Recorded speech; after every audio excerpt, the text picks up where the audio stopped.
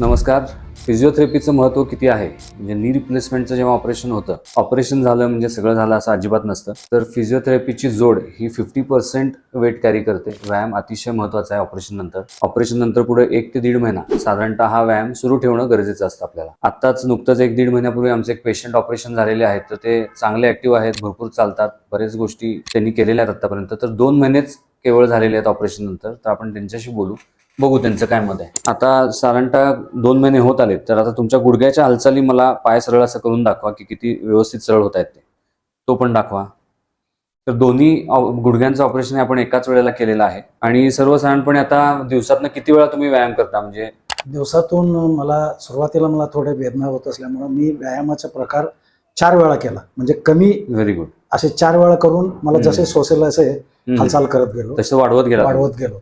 आणि मी 5व्या दिवशी मी वॉकर सोडलं. बरोबर. म्हणजे ऑपरेशन नंतर. Very good. तेव्हापासून मी कधी वॉकर घेतलेलं नाही. फिरतो, मी घरातल्या घरात भरपूर फिरतो.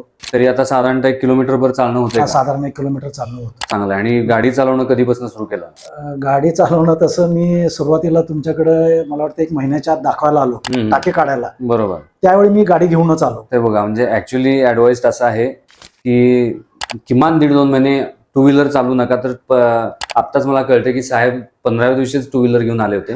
तर इतकी फास्ट चांगली रिकव्हरी असती. पेशंटनी प्रॉपर जर केअर घेतली आणि प्रॉपर जर इन्स्ट्रक्शन्स फॉलो केल्या तर घाबरण्याचं अजिबात कुठलंही त्यामध्ये हे नाही आहे. आणि तुम्ही प्रॉपर पद्धतीनं नॉर्मल सारखं बॅक टू नॉर्मल सगळ्या ऍक्टिव्हिटीज करू शकताय. चालणं, फिरणं, उठणं, बसणं, जिना चढ उतर करणं, सगळ्या गोष्टीच तुम्ही बघताच आहे की अगदी व्यवस्थितरित्या त्या जमतायत त्यांना. आणि पाय वर घेऊन आम्हाला दाखवा की किती फोल्ड होतात तुमचे. झोपा आणि डावा अगोदर आत घ्या.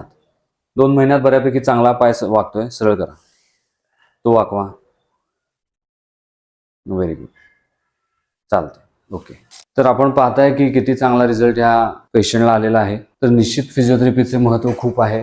तर घाबरून न जाता डॉक्टरांचे इन्स्ट्रक्शन्स फॉलो करून तुम्ही प्रॉपर फिजिओथेरपी करा आणि निश्चितपणे तुम्हाला नी रिप्लेसमेंटचा चांगला रिझल्ट मिळेल. थँक्यू.